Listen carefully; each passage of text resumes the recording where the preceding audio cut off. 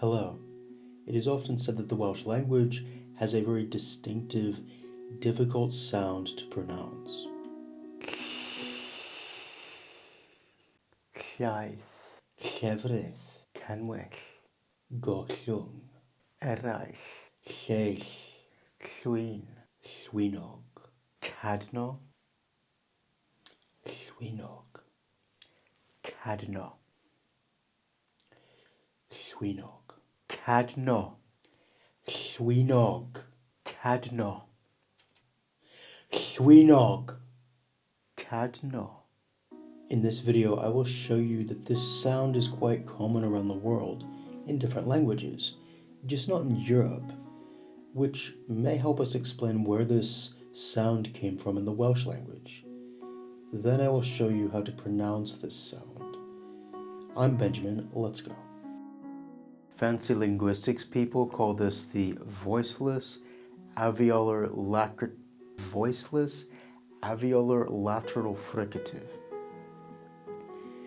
They need 4 words for it. But anyway, these are all the languages with this sound. It's really common around the world, and this is the symbol for it.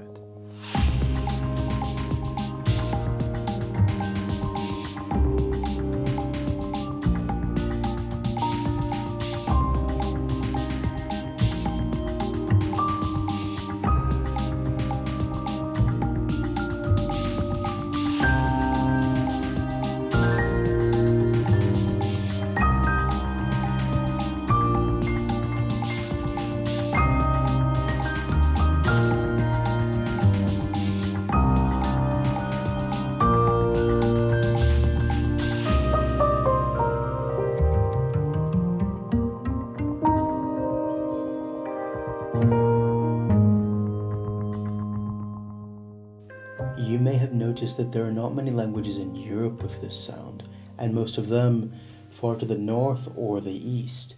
So here's a map with these. Welsh, of course, Icelandic, a few Norwegian and Swedish dialects, and the Baltova subdialect of Ukrainian, and some Lithuanian Yiddish dialects, which have sadly largely been lost. So where could this sound have come from? Here's another map. I like maps. Let me know if you like maps down below. Here's the map. In my opinion, these are the lands in which this sound, the voiceless alveolar lateral fricative, was common at some point in history. In Scandinavia, this sound was common between 2 vowels, when 2 different consonants were squished together, usually L and T, but sometimes P and L or L and S, occasionally H and L. In Britain it was slightly different. The Proto-Celtic language, like the Germanic language, had a lot of consonant clusters, and as the Celtic language grew and gradually split apart, the Celtic language changed. We don't know a lot about early Celtic, but one sound which was definitely in early Celtic at the beginning of words was SL, which Irish has today still. But as British and Irish diverged, there were deep sound changes. Kenneth Jackson says that the double L, or alveolar fricative, voiceless alveolar fricative, developed around the year 550. I think it was much earlier than that for a few reasons which I will list now. 1. This sound in Welsh is everywhere, in the most basic core words of the language. Llaw, hand, llawer, many, llawn, full. Many having direct cognates in Irish, especially when they begin words, which makes me think this has its roots much further back than post-Roman times. See my video on why British Celtic and Irish Celtic are much further apart than people give it credit for. 2.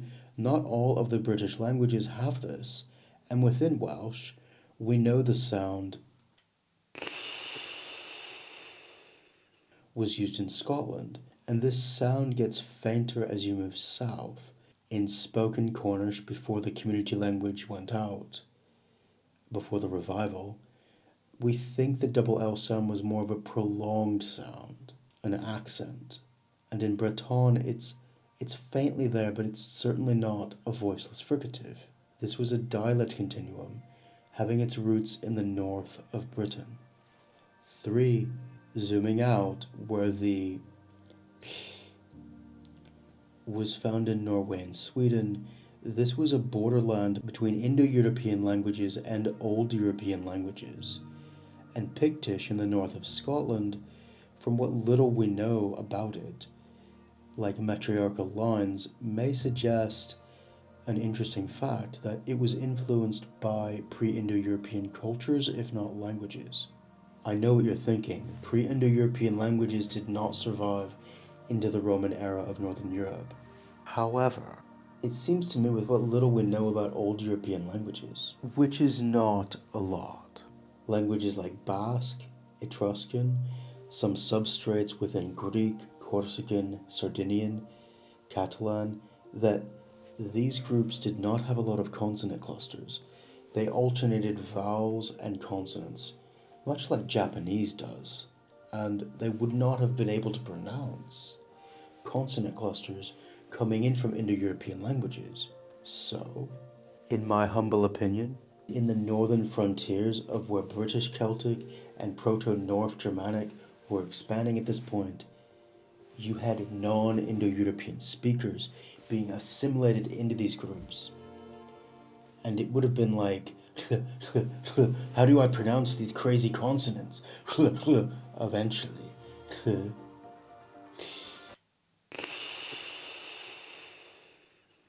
Became a dialect within the northern fringe of the Germanic and Celtic worlds.